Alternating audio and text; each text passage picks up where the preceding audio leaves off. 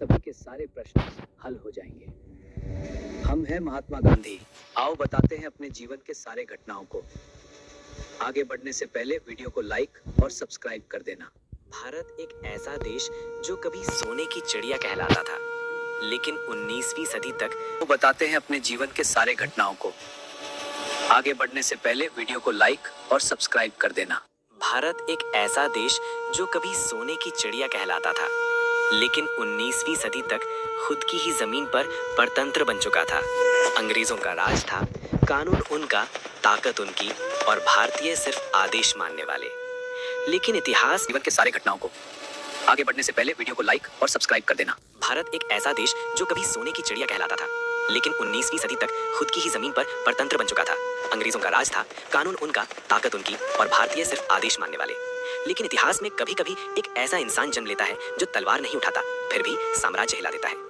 जन्म 2 अक्टूबर 1869 गुजरात के पोरबंदर में एक साधारण से घर में मोहनदास करमचंद गांधी का जन्म हुआ। पिता करमचंद गांधी राज्य के दीवान थे। माता पुतलीबाई धार्मिक, संयमी, सत्यनिष्ठ। यही मां गांधी के जीवन में सच, उपवास और आत्मसंयम की पहली पाठशाला बनी। बचपन में मोहनदास कोई असाधारण बच्चा नहीं था। ये डरपोक था, अंधेरे से डरता था, झूठ बोलने पर आत्मा कांप जाती थी। एक बार गलती की और पिता को सच लिखकर दे दिया। पिता की आंखों में आंसू थे। उसी दिन गांधी ने समझा, सच सजा नहीं देता, सच शुद्ध करता है।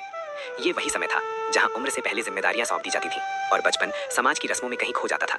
मोहनदास की उम्र तब सिर्फ 13 वर्ष थी और उसी उम्र में समाज ने उसे एक और भूमिका दी थी, पति की। शादी कोई सवाल नहीं थी, शादी एक परंपरा थी।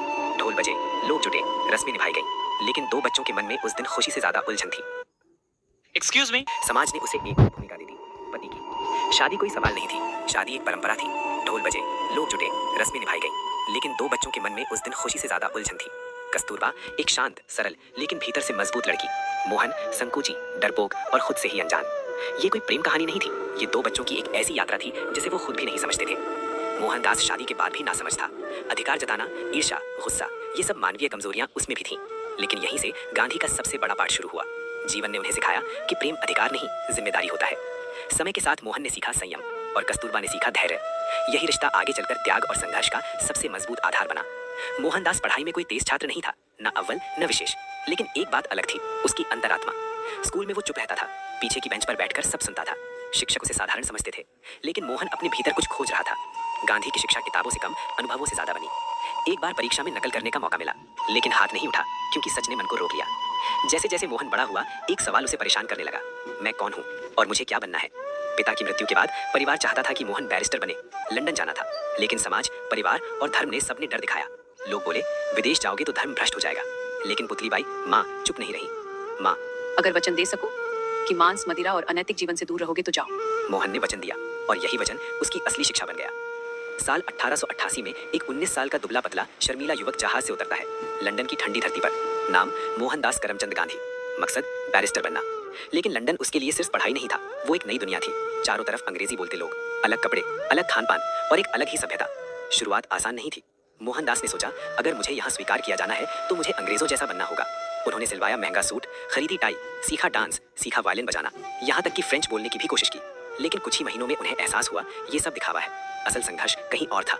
सबसे बड़ी समस्या थी भोजन। उन्होंने अपनी माँ से वचन लिया था, मांस नहीं खाएंगे, शराब नहीं पिएंगे और गलत रास्ते पर नहीं जाएंगे। लेकिन लंदन में शाकाहारी भोजन मिलना आसान नहीं था, कई बार भूखे सोना पड़ा। एक दिन उन्हें एक शाकाहारी रेस्टोरेंट मिला, वहीं से शुरू हुआ एक नया अध्याय। वो जुड़ गए वेजिटेरियन सोसाइटी से। अब वो सिर्फ शाकाहारी नहीं रहे, बल्कि शाकाहार के प्रचारक बन गए। यहीं उन्होंने पहली बार सार्वजनिक भाषण देने की कोशिश की, लेकिन वो इतने शर्मीले थे कि कागज से पढ़ते समय भी आवाज कांप जाती थी। फिर भी उन्होंने हार नहीं मानी। लंदन में रहते हुए उन्होंने पढ़ी भगवत गीता, अंग्रेजी अनुवाद में। गीता ने उनके मन पर गहरा असर डाला। साथ ही उन्होंने पढ़ा बाइबल और अन्य धर्मों की किताबें। यहीं से उनके अंदर जन्म लिया सहिष्णुता का भाव, सत्य की खोज और आत्म अनुशासन। उन्होंने समझा, महान बनने के लिए पहले इंसान बनना पड़ता है। 3 साल तक उन्होंने कानून की पढ़ाई की, कड़ी मेहनत की, अपनी झिझक पर काबू पाया और 1891 में मोहनदास करमचंद गांधी बैरिस्टर बनकर भारत लौटे। लेकिन लंदन से लौटने वाला युवक अब पहले वाला मोहनदास नहीं था। उसके भीतर जन्म ले चुका था एक विचार, एक सिद्धांत, एक मार्ग जो आगे चलकर पूरी दुनिया को अहिंसा का रास्ता दिखाने वाला था। 1891 मोहनदास करमचंद गांधी बैरिस्टर बनकर भारत लौटे। लेकिन जैसे ही जहाज से उतरे, एक दुखद समाचार उनका इंतजार कर रहा था। उनकी माँ पुतलीबाई अब इस दुनिया में नहीं थी। गांधी टूट गए। जिस माँ से वचन लेकर वो लंदन गए थे, उन्हीं से आखिरी बार मिल भी नहीं पाए। अब सवाल था, बैरिस्टर तो बन गया, लेकिन आगे क्या। उन्होंने मुंबई में वकालत शुरू की। पहला केस मिला, कोर्ट में खड़े हुए, लेकिन इतनी घबराहट हुई कि गवाह से सवाल तक नहीं पूछ पाए। केस हार गए। गांधी समझ गए किताबों का ज्ञान और कोर्ट की हकीकत अलग होती है। उन्होंने राजकोट में भी कोशिश की, लेकिन वहां भी खास सफलता नहीं मिली। तभी 1893 में एक मौका आया। दक्षिण अफ्रीका की एक भारतीय कंपनी ने उन्हें 1 साल के लिए कानूनी सलाहकार बनने का प्रस्ताव दिया। गांधी ने सोचा शायद यही नया रास्ता है, और वो निकल पड़े दक्षिण अफ्रीका। 1893 मोहनदास करमचंद गांधी भारत से अकेले नहीं गए थे किसी आंदोलन के लिए। वो गए थे एक वकील के रूप में। साथ कौन था? दादा अब्दुल्ला, भारतीय व्यापारी, केस देने वाले, कुछ भारतीय व्यापारी परिवार, जहाज पर अंग्रेज, अफ्रीकी, भारतीय यात्री। उस समय गांधी के साथ कोई नेता नहीं था, कोई आंदोलन नहीं था, कोई योजना नहीं थी। दक्षिण अफ्रीका जाते समय गांधी को खुद भी नहीं पता था कि वो किस युद्ध में उतर रहे हैं। गांधी पहुंचे डरबन, दक्षिण अफ्रीका में उतरे। यहाँ उन्होंने देखा भारतीय मजदूर, गन्ने के खेत, खदानें और बंधुआ मजदूरी। गांधी कोर्ट में पगड़ी पहनकर गए। जज गुस्से में, यहाँ पगड़ी नहीं चलेगी। गांधी ने जवाब दिया, ये मेरी पहचान है, मैं इसे नहीं उतार सकता। गांधी को कोर्ट से बाहर कर दिया गया। ये सिर्फ अपमान नहीं था, ये चेतावनी थी, यहाँ तुम बराबर नहीं हो। कुछ दिन बाद गांधी पीटर मेडरिट्सबर्ग जा रहे थे। फर्स्ट क्लास टिकट, सफेद कोट, सभ्य वकील की तरह। तभी एक गोरे यात्री ने शिकायत की। रेल अफसर ने बोला, रंगीन आदमी फर्स्ट क्लास में नहीं बैठ सकता। गांधी जी बोले, मेरे पास वैध टिकट है। फिर धक्का, ट्रेन से बाहर, सामान फेंका गया। पीटर मेडरिट्सबर्ग स्टेशन, ठंडी रात, कोई सहारा नहीं। उसी प्लेटफॉर्म पर गांधी ने 3 रास्ते देखे। भारत लौट जाएं, अपमान सहते रहें, अन्याय के खिलाफ खड़े हों, और उन्होंने तीसरा रास्ता चुना। रोज रोज का अपमान, होटल से निकाला गया, फुटपाथ पर चलने को मजबूर हुए, स्टेज कोच में ड्राइवर ने मारा, अदालत में अलग बैठाया गया। लेकिन अब गांधी भाग नहीं रहे थे। धीरे धीरे गांधी भारतीय समुदाय से जुड़े। Dada Abdulla, Haji Habib, Haji Uzair Ali, Polak, Henry Polak, अंग्रेज मित्र, हरमन कैलेनबाख, यहूदी वास्तुकार, मगन लाल गांधी। ये लोग नेता नहीं थे, ये लोग साथ चलने वाले थे। पहली सभा, डर टूटता है। गांधी ने पहली बड़ी सभा बुलाई। गांधी और बोले, हम कमजोर नहीं हैं, हम डरते हैं, और आज हम डर छोड़ेंगे। लोग रोए, लोग बोले, लोग खड़े हुए, और सरकार ने कानून बनाया, एशियाटिक रजिस्ट्रेशन एक्ट। भारतीयों को अंगूठे के निशान, पहचान पत्र, पास सिस्टम। गांधी जी ने बोला, हम ये कानून नहीं मानेंगे, लेकिन हिंसा नहीं करेंगे। गांधी ने कहा, सच के साथ डटे रहो, मार खाओ, जेल जाओ, लेकिन हिंसा मत करो। और यही जन्म हुआ सत्याग्रह का, जिसके बाद गांधी, कस्तूरबा गांधी और हजारों भारतीय मजदूर सभी को जेल में दे दिए गए। कस्तूरबा को जेल में कठोर श्रम दिया गया। कस्तूरबा बोली, अगर ये रास्ता सही है तो मैं पीछे नहीं हटूंगी। गांधी ने सिर्फ आंदोलन नहीं किया, जीवन का तरीका बदला। यहाँ सब बराबर हो गया। गांधी जी खुद मजदूरी किए और सादा जीवन जिए। सभी को जेल में दे दिए गए। कस्तूरबा को जेल में कठोर श्रम दिया गया। कस्तूरबा बोली, अगर ये रास्ता सही है तो मैं पीछे नहीं हटूंगी। गांधी ने सिर्फ आंदोलन नहीं किया, जीवन का तरीका बदला। यहाँ सब बराबर हो गया। गांधी जी खुद मजदूरी किए और सादा जीवन जिए। ये प्रयोग था एक नए समाज का। एक बार गांधी पर हमला हुआ, भीड़ ने पीटना शुरू किया। लोग बोले, मार दो इसे।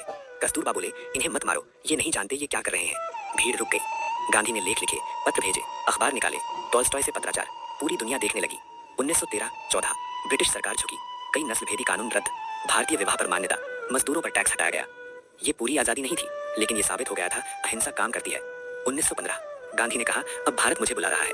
साथ लौटे कस्तूरबा गांधी, मगन लाल। गांधी जी के पास अब सत्याग्रह का अनुभव, अहिंसा का हथियार, सब समझ आए। मोहनदास अब वकील नहीं थे, वो एक आंदोलन थे। भारत अब उनका मैदान बनने वाला था। साल 1915, दक्षिण अफ्रीका में 21 साल संघर्ष के बाद मोहनदास करमचंद गांधी भारत लौटे। बंबई, आज का मुंबई के बंदरगाह पर उनका स्वागत हुआ। लेकिन गांधी जानते थे, भारत को समझे बिना भारत की लड़ाई नहीं लड़ी जा सकती। भारत आते ही गांधी मिले गोपाल कृष्ण गोखले से। गोखले उनके राजनीतिक गुरु बने। गोखले ने सलाह दी, 1 साल तक देश को देखो, समझो, तुरंत राजनीति में मत कूदो। गांधी ने यही किया। देश भर की यात्रा 1915 से 1916 वो गए कलकत्ता, मद्रास, पुणे, बनारस, राजकोट, गांव-गांव घूमे। रेल के तीसरे दर्जे में सफर किया, गरीबों के बीच रहे, किसानों की हालत देखी, अस्पृश्यता का दर्द देखा।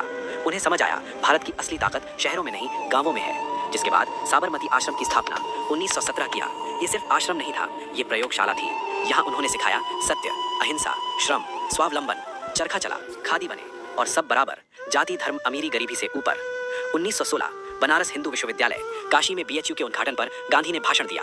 राजे रजवाड़े, अंग्रेज अधिकारी बैठे थे। गांधी ने खुलकर कहा, जब तक भारत का किसान गरीब है, ये शान और शौकत व्यर्थ है। हॉल में सन्नाटा छा गया।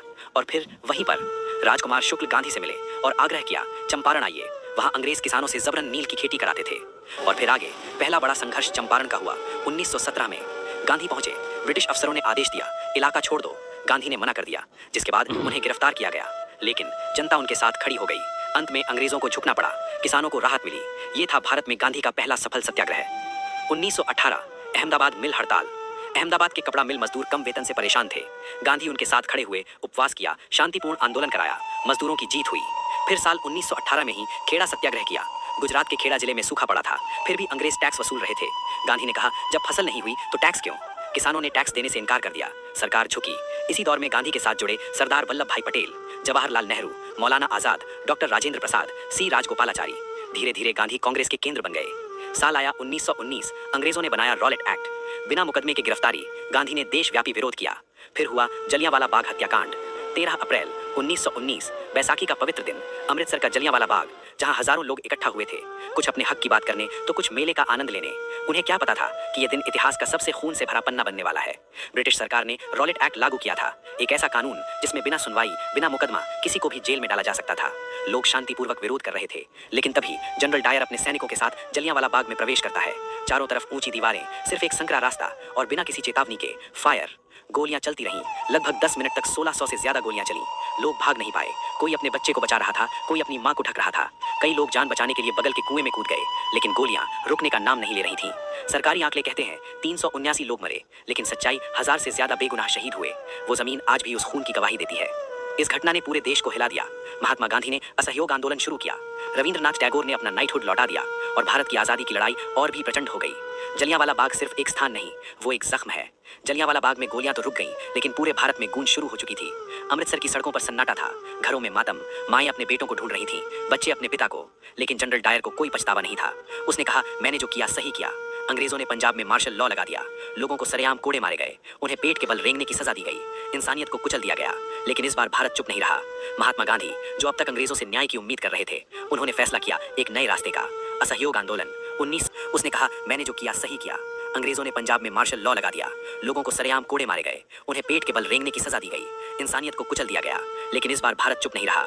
महात्मा गांधी, जो अब तक अंग्रेजों से न्याय की उम्मीद कर रहे थे, उन्होंने फैसला किया एक नए रास्ते का। असहयोग आंदोलन 1920। गांधी जी ने देश से कहा, अंग्रेजों की ताकत हमसे ही आती है। अगर हम उनका साथ देना बंद कर दें तो उनका राज अपने आप कमजोर हो जाएगा। और फिर देश ने इतिहास का सबसे बड़ा जन आंदोलन देखा। लोगों ने सरकारी नौकरियां छोड़ी, छात्रों ने स्कूल कॉलेज का बहिष्कार किया, विदेशी कपड़ों को जलाई, खादी अपनाई गई, चरखा घर घर घूमने लगा। पूरा देश एक साथ खड़ा हो गया। और फिर तभी एक घटना हुआ। जलाई, खादी अपनाई गई, चरखा घर घर घूमने लगा। पूरा देश एक साथ खड़ा हो गया। और फिर तभी एक घटना हुआ। चौरी चौरा कांड 1922। ये एक ऐसा घटना था जिसने सब कुछ बदल दिया। चौरी चौरा, उग्र भीड़ हिंसक हो गई, पुलिस स्टेशन जला दिया गया। जब गांधी जी को यह पता चला, उन्होंने तुरंत आंदोलन वापस ले लिया। लोग हैरान थे, लेकिन गांधी अडिग रहे। उन्होंने कहा, हिंसा से मिली जीत सच्ची आजादी नहीं होती। जेल और आत्ममंथन। अंग्रेजों ने गांधी जी को जेल भेज दिया, लेकिन जेल की सलाखें उनके विचारों को कैद नहीं कर सकी। वहीं बैठकर उन्होंने सोचा, भारत को सिर्फ आजादी नहीं चाहिए, बल्कि सही मार्ग भी चाहिए। जिसके बाद साल 1930 अंग्रेजों ने नमक पर टैक्स लगाया था। गांधी जी ने इसे अन्याय कहा और शुरू हुई दांडी यात्रा। साबरमती से दांडी तक लंबी पदयात्रा। लोग जुड़ के गए, भीड़ बढ़ती गई। समुद्र किनारे पहुंचकर गांधी जी ने नमक उठाया। ये एक छोटा कदम नहीं था, ये अंग्रेजी कानून को खुली चुनौती थी। पूरा देश जाग उठा। अब पूरी दुनिया देख रही थी कैसे एक आदमी बिना हथियार के साम्राज्य को चुनौती दे रहा है। अहिंसा की ताकत दुनिया समझने लगी। फिर आया साल 1942। गांधी जी ने कहा, करो या मरो का नारा दिया। साल 1942 दुनिया द्वितीय विश्व युद्ध की आग में जल रही थी। अंग्रेजी हुकूमत कमजोर पड़ रही थी, लेकिन भारत अब भी गुलाम था। महात्मा गांधी ने देश को पुकारा, अब समय आ गया है निर्णायक संघर्ष का। और फिर गूंजा वो नारा जिसने पूरे राष्ट्र की आत्मा जगा दी, करो या मरो। भारत छोड़ो आंदोलन शुरू हुआ। अंग्रेजी सरकार हिल गई। गांधी जी, जवाहरलाल नेहरू, सरदार पटेल, लगभग सभी बड़े नेता गिरफ्तार कर लिए गए। अंग्रेजों को लगा नेताओं को जेल में डाल दो, आंदोलन अपने आप रुक जाएगा। लेकिन इस बार इतिहास ने कुछ और ही देखा। अब आंदोलन नेता नहीं चला रहे थे, आंदोलन जनता बन चुकी थी। गांवों में, शहरों में, हर जगह विद्रोह की लहर उठी। लोग सड़कों पर उतर आए। सरकारी संस्थानों का बहिष्कार होने लगा। अंग्रेजों ने दमन किया, लाठियां चली, गोलियां चली, हजारों लोग जेल भेजे गए। लेकिन आजादी की आग अब बुझने वाली नहीं थी। गांधी जी जेल में थे, उम्र बढ़ चुकी थी, स्वास्थ्य कमजोर था, लेकिन उनका विश्वास अटूट था। सलाखों के पीछे से भी उनका संदेश साफ था, हिम्मत मत हारो, आजादी अब दूर नहीं। दूसरी ओर विश्व युद्ध ने ब्रिटेन की ताकत तोड़ दी। आर्थिक संकट बढ़ रहा था, राजनीतिक दबाव बढ़ रहा था। अब भारत पर शासन करना अंग्रेजों के लिए मुश्किल होता जा रहा था। और फिर वो ऐतिहासिक दिन आया, 15 अगस्त 1947। भारत स्वतंत्र हुआ। सदियों की गुलामी समाप्त हो गई। पूरा देश जश्न मना रहा था, लेकिन गांधी जी जश्न से दूर थे, क्योंकि आजादी के साथ एक गहरा घाव भी आया था। देश का विभाजन, दंगे भड़क उठे, हिंसा फैल गई, लाखों लोग बेघर हुए, हजारों लोग मारे गए। गांधी जी का हृदय व्यथित हो उठा। उन्होंने कहा, ये आजादी खुशी नहीं दे रही। अब गांधी जी एक नई लड़ाई लड़ रहे थे, नफरत के विरुद्ध, हिंसा के विरुद्ध। वे दंगों के बीच गए, उपवास किए, लोगों से कहा, ये देश सबका है। लेकिन 30 जनवरी 1948 दिल्ली प्रार्थना सभा के लिए जाते हुए 3 गोलियों की आवाज गूंजी। महात्मा गांधी गिर पड़े। उनके होठों से निकले अंतिम शब्द, हे राम। उपवास किए, लोगों से कहा, ये देश सबका है। लेकिन 30 जनवरी 1948 दिल्ली प्रार्थना सभा के लिए जाते हुए 3 गोलियों की आवाज गूंजी। महात्मा गांधी गिर पड़े। उनके होठों से निकले अंतिम शब्द, हे राम। एक शरीर समाप्त हुआ, लेकिन एक विचार अमर हो गया। महात्मा गांधी ने दुनिया को सिखाया, सबसे बड़ी ताकत हिंसा में नहीं होती, सबसे बड़ी ताकत सत्य और अहिंसा में होती है। ऐसे ही और वीडियो को देखने के लिए लाइक और